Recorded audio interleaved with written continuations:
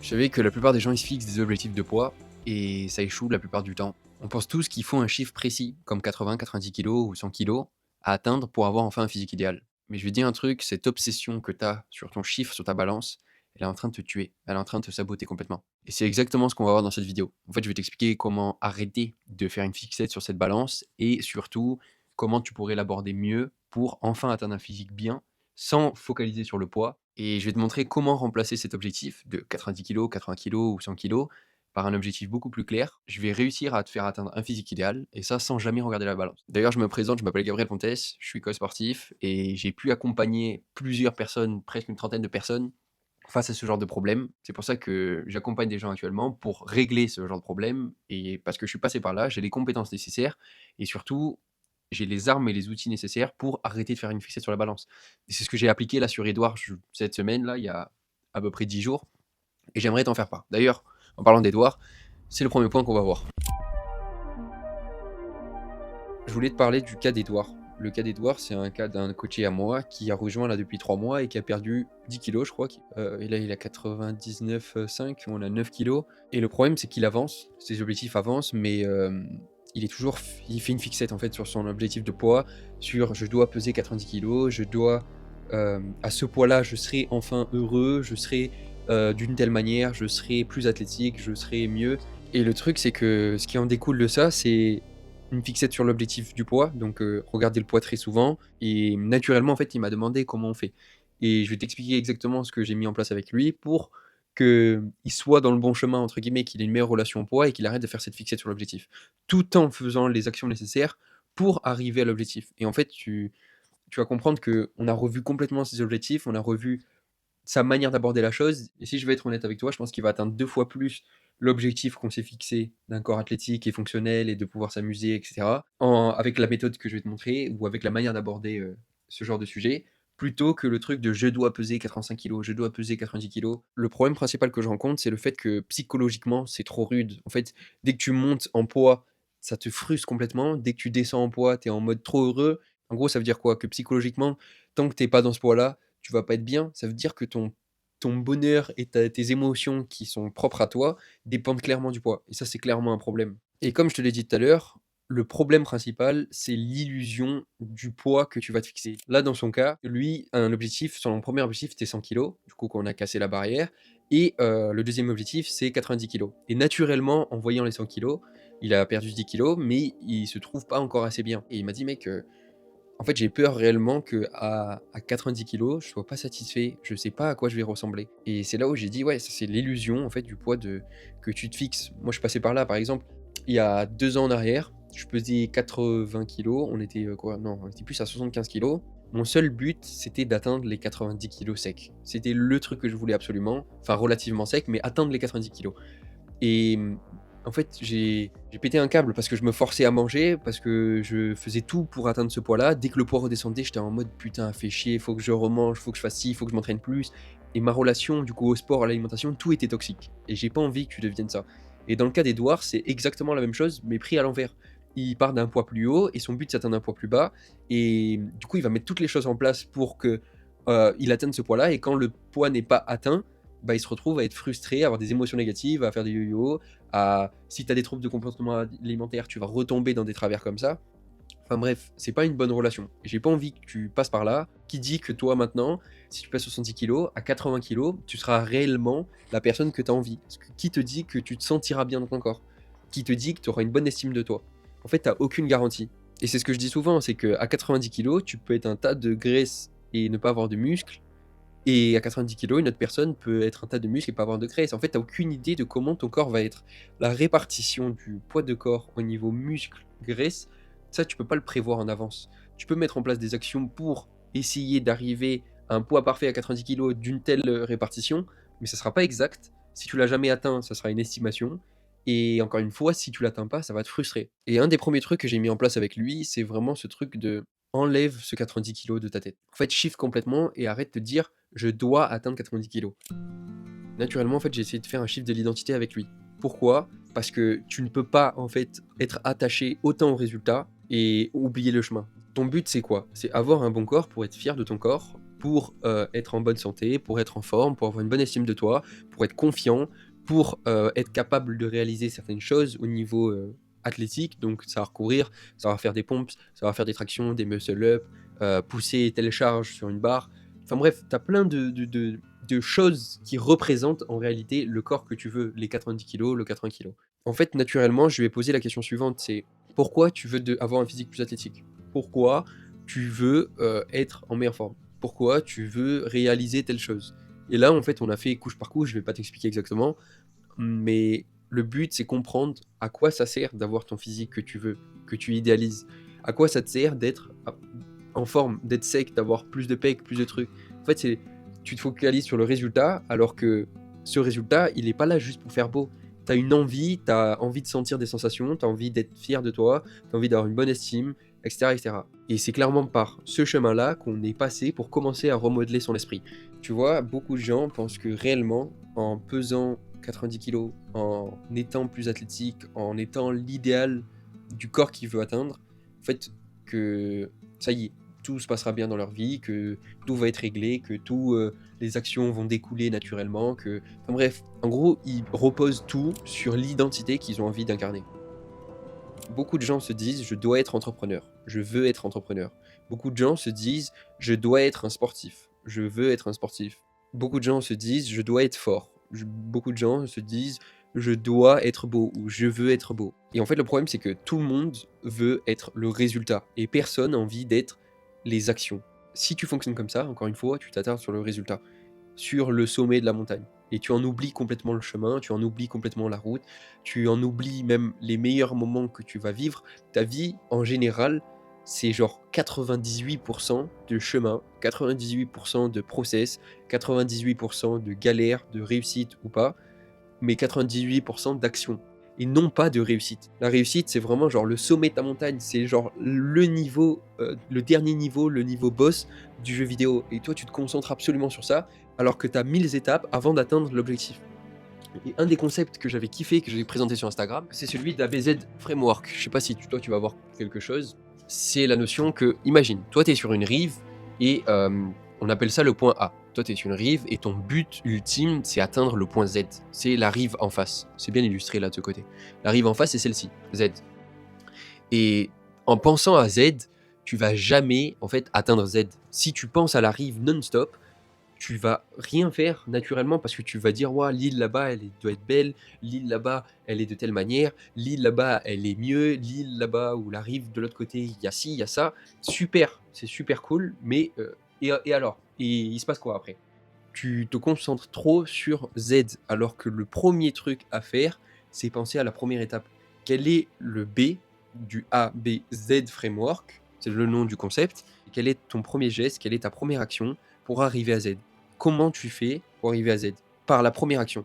Si tu pars de A et tu veux aller à Z, si tu penses à Z, tu vas voir les 26 lettres de l'alphabet qu'il faut faire avant d'atteindre Z. Et c'est là où tu vas procrastiner, où tu vas être frustré, où tu vas avoir des émotions négatives, où tu vas avoir plein de difficultés en cours de route. Et en faisant ça, tu vas être paralysé par toutes les actions à faire, tous les problèmes que tu vas rencontrer, et en fait, tu ne vas pas y aller, tout simplement. Tu vas jamais atteindre Z. Donc, l'ABZ Framework ici, comme tu l'as vu, le but, c'est trouver la première action, trouver le premier geste qui t'emmène de la rive de l'autre côté. Et c'est ce qu'on appelle B. Après A, tu as le B. Donc, concentre-toi sur B, la première action, et mets en place les choses nécessaires pour valider B. Dans le cas d'une rive, si toi tu es dans la rive A et tu vas atteindre la rive Z, ta première action, c'est construire un radeau. Donc, en faisant ça, tu avances vers Z sans te focaliser sur Z. Et je te fais tout ce parallèle pour que tu arrêtes de dire je dois être un entrepreneur, je dois être athlétique, je dois réussir ma vie. Et plutôt concentre-toi sur chaque action nécessaire. Et c'est là que c'est assez dur parce que le but, en gros, si on le transpose à l'exemple du poids, c'est il faut que tu incarnes toutes les actions quotidiennes sans penser aux résultats. Et ça, c'est quelque chose d'assez compliqué et surtout à visualiser au début. Mon but, c'est que tu incarnes les actions qui est ton idéal plutôt que de juste avoir la volonté d'être l'idéal directement. En gros, tu vas être en quête d'un idéal, tu vas être frustré, tu vas avoir des problèmes psychologiques, tu vas mettre une barre tellement haute d'attente, d'espoir de valider cet idéal que à la moindre frustration, au moindre obstacle, à la moindre barrière psychologique, physique ou de vie en général, tu vas être complètement bloqué, paralysé et tu vas dire: «Ah putain, c'est pas fait pour moi, j'ai pas la génétique, c'est une galère, ça demande trop d'efforts, ci, ça, ça». Alors concentre-toi sur ton premier geste, concentre-toi sur les actions que tu vas entreprendre chaque jour. Je te prends un exemple pour le sport. Toi, dans le premier cas, tu vas dire: «OK, je veux être athlétique, je dois être athlétique, je suis athlétique». Dans le deuxième cas, tu vas incarner la personne via les actions. Quelqu'un d'athlétique, il fait quoi? Il bouge le plus souvent possible, il essaye de mobiliser son corps dans toute situation, il mange sainement sans, être frustré, son rapport à la nourriture est différent. Bon là, c'est un exemple, juste pour que tu comprennes, mais en gros, en te concentrant sur chaque action, tu vas devenir quelqu'un d'athlétique. Alors que le premier cas, quelqu'un qui se concentre sur je dois être athlétique, bah, peut-être qu'il va mettre certaines actions en place, mais à la moindre frustration, bah, son identité va dire non, bah, en fait, t'es pas athlétique. Et c'est là où naturellement, en fait, vu que l'objectif de poids, il est pas bon, c'est clairement ce que tu dois faire. Et tu sais quoi? Je vais te montrer sur le tableau que j'ai là, je vais te montrer comment nous, on a réorganisé les choses, comment ils remodèlent la chose pour ne plus faire une fixette sur le poids. Regarde, je vais te prendre et je vais te placer. Attends. Dans le premier cas, tu vas te focaliser sur je dois faire 90 kilos. Ce que je lui ai demandé naturellement, c'est pourquoi tu veux faire 90 kilos. Et sa réponse c'était pour se sentir mieux, pour avoir plus confiance, pour avoir une meilleure estime de soi, etc. etc. Bon, ça, c'est c'est la résultante de l'objectif qu'il veut se fixer de 90 kilos. Quelles sont les choses qu'il a envie vraiment de faire avec ces 90 kilos? Et il m'a répondu faire 10 tractions, faire un muscle up, je sais pas, courir un 10 km, enfin bref, etc., etc. Le problème, c'est que là, il va tout miser sur ses 90 kilos pour pouvoir faire 10 tractions, faire un muscle up, courir 10 km, etc., etc. Et ça, c'est pour les choses moins abstraites. Pour les choses plus abstraites, bah, il va devoir faire 90 kilos pour enfin se sentir mieux, enfin avoir de la confiance en soi, et enfin avoir une meilleure estime de soi. Et tu comprends naturellement quel est le problème. La manière dont je l'ai dit, tu vois, c'est enfin avoir quelque chose. Et là, ça pose problème, parce que ça veut dire que tant qu'il n'a pas atteint ça, il ne pourra pas avoir tout ça. Et moi, ce que je lui ai préconisé, c'est d'inverser les objectifs et de faire des paliers d'objectifs. Et c'est la méthode que je mets en place avec la plupart des gens, c'est tu veux faire 90 kilos, pourquoi? Donc, pour te sentir mieux. Premier objectif, sous-objectif, sentir mieux. Deuxième objectif, troisième objectif, l'estime de soi. Pour les choses plus palpables, qu'est-ce que tu voulais faire? 10 tractions. Deuxième objectif, enfin, pourquoi tu voulais faire 90 kilos? Pour pouvoir faire un muscle up, faire un MU. Ok, donc la manière dont j'aborde le truc, c'est on oublie le poids, tu extrais le poids des résultats que tu veux avoir, c'est que tu oublies les 90 kilos et tu fais une fixette sur ça. Ton but, c'est ça en réalité. Ton but, c'est pas peser 90 kilos. Parce que si tu pèses 95 kilos et tu as tout ça, bah en fait, ta relation avec toi-même, elle est 10 fois mieux. Pareil, si tu fais 85 kilos et que tu as tout ça, bah t'as pas besoin de faire 90 kilos. T'as pas besoin de faire 80 kilos, t'as pas besoin de faire 75 kilos. Inversement, quelqu'un qui veut prendre du poids, à 85 kilos, si tu veux avoir plus confiance, aborder des femmes, te sentir plus respecté, bah peut-être que ton travail, il est sur tout ça et pas peser 85 kilos. Peut-être qu'à 80 kilos, tu atteindras les choses bien avant. Et c'est là où la relation change réellement. Et dans ce cas-là, comment tu fais pour te sentir mieux? Parce qu'il y a certains objectifs où tu dis, waouh, c'est super loin, bah tu te fixes des sous-objectifs. Pour les choses abstraites, pour les choses hyper palpables, bah c'est facile. Avant de faire 10 tractions, qu'est-ce que je dois faire? 5 tractions, 5 PU. Avant de faire 5 PU, qu'est-ce que je dois faire? Une PU, donc une pull-up, pardon, je m'exprime mal. Avant de faire une pull-up, bah, je dois savoir faire 5 négatives. Et tu fais comme ça, et tu soustrais tous les objectifs. Pour le muscle-up, avant de faire muscle-up, je dois faire 10 PU. Avant de faire 10 PU, bah, c'est l'objectif du dessus. Avant de courir un 10 km en, je sais pas, en 1 heure, bah, tu vas courir un 10 km en 2 heures. Avant de courir un 10 km en 2 heures, qu'est-ce que tu vas faire? Bah, tu vas courir un 5 km.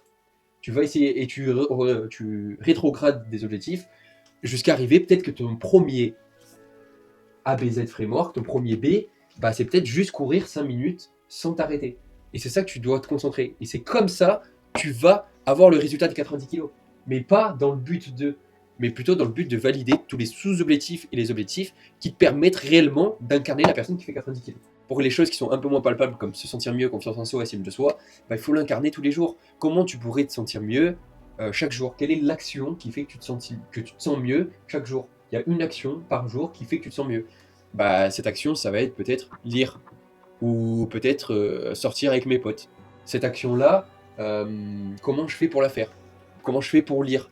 Bah, j'achète un livre, c'est la première action. Et en gros, tu trouves les actions qui font que chaque jour, tu cultives le sentir mieux.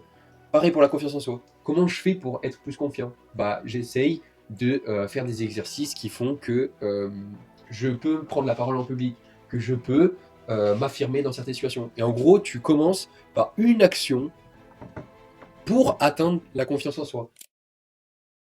Quelque chose que j'avais vraiment kiffé et que j'avais vu quelque part, c'est ta représentation de ta vie en une journée. En gros, que ta vie représentait une journée. Pour quelqu'un qui se concentre sur 90 kilos, il va être frustré parce qu'il n'atteindra pas ces 90 kilos, parce qu'il ne sera pas athlétique, parce qu'il ne sera pas de telle manière. Et du coup, il va essayer de mettre en place des actions, mais qui va des fois pas tenir, des fois tenir, et il va être frustré parce qu'il n'atteindra jamais ses 90 kilos. Dans l'autre cas, quelqu'un qui cherche à se sentir mieux, à avoir confiance en soi, bah, il va se concentrer sur des mini-actions. Tu vois, le ABZ framework qu'on avait vu tout à l'heure, euh, il va se concentrer sur la première action qui va lui faire atteindre ce truc-là. Bon, là, je me répète, mais pour le truc de la journée, le but, c'est que tu incarnes des actions chaque jour de la personne que tu veux devenir et non pas que tu aies la volonté de devenir absolument la personne athlétique, la personne qui fait 90 kilos, etc. Et en incarnant tous les jours cette personne-là, via les actions, bah, tu vas devenir la personne que tu souhaites et qu'importe le chiffre, c'est ça qui est le plus important. Tu crois que les personnes qui sont sportives, qui sont réellement au niveau de l'identité sportive, elles se posent la question de combien de fois elles s'entraînent par semaine, de est-ce que là, on peut s'accorder un cheat meal ou pas? Bah non, c'est juste évident pour eux et ils l'incarnent tous les jours. Tous les jours, ils sont en mouvement. Tous les jours, ils essayent de s'étirer. Tous les jours, ils mangent correctement. Et c'est via leur identité, leurs actions, qu'ils incarnent l'identité. Voilà. C'est pas via la volonté de devenir quelqu'un. Comprends vraiment que faire une fixette sur l'objectif, c'est pas la solution. Pour ça, il faut que tu arrêtes d'idéaliser ton poids et que tu mettes en place ce genre de schéma qu'on a pu voir là juste au-dessus sur le tableau. Si tu es bloqué dans cette approche et tu ne sais pas comment faire, et si tu bloques par exemple à des sous-objectifs qui sont palpables comme 10 tractions, un muscle-up, courir 10 km, avoir 100 kg bench, 200 kg bench, faire un deadlift à 230, 240, etc., fais appel à moi. Si tu es intéressé, je te laisse m'envoyer un message, Prime, Prime, pour atteindre ton Prime. Et d'ici l'été, tu verras, tu vas avoir réellement ce physique que tu veux, mais pas parce que c'est l'objectif ultime, mais juste parce que tu vas incarner toutes les actions nécessaires pour l'être. Voilà. Sur ce, c'était Gab. J'espère que t'as kiffé la vidéo. Et on se voit la semaine prochaine. A plus.